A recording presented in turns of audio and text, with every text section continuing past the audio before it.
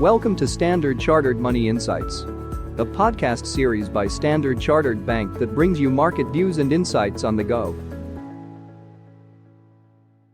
Welcome to Cut to the Chase.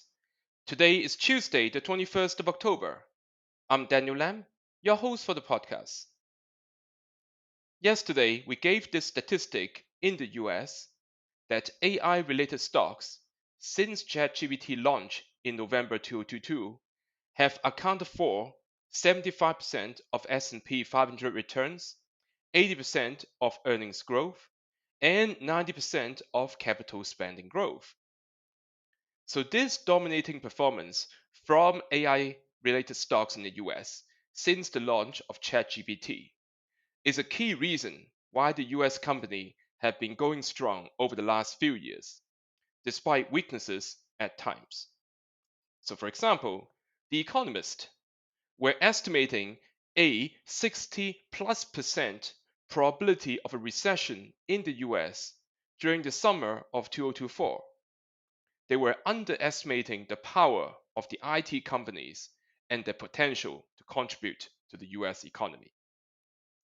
Moreover, the US corporations, they have low leverage. So despite tighter monetary policies over the last few years, many were paying significantly less net interest versus the end of 2021.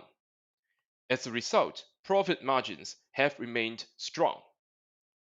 All these factors contributed to the low volatility environment in US equities.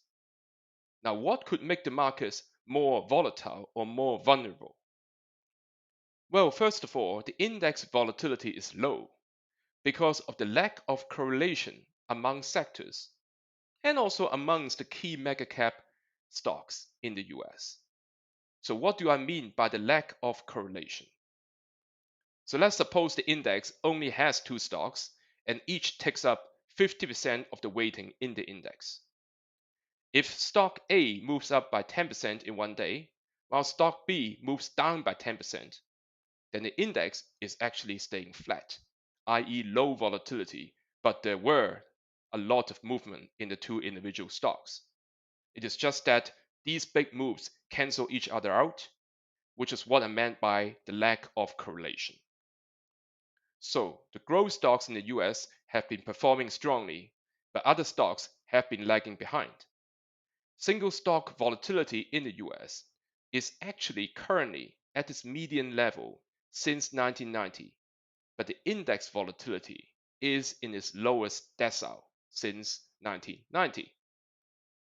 So if the correlation amongst the sectors do pick up, then we can see index volatility going sharply higher. A possible catalyst is the releveraging from the hyperscalers. They have very strong cash flow and have been self-funding their growth. But as they keep increasing their capex, they may need to grow via releveraging, and this can lead to high volatility ahead.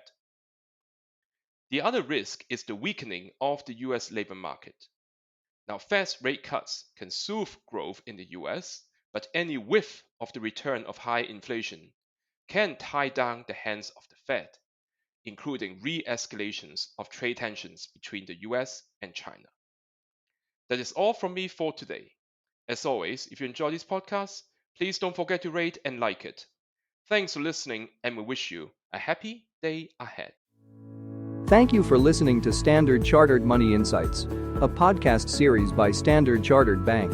For more details, visit Market Views on the Go on our website or click the link in the description.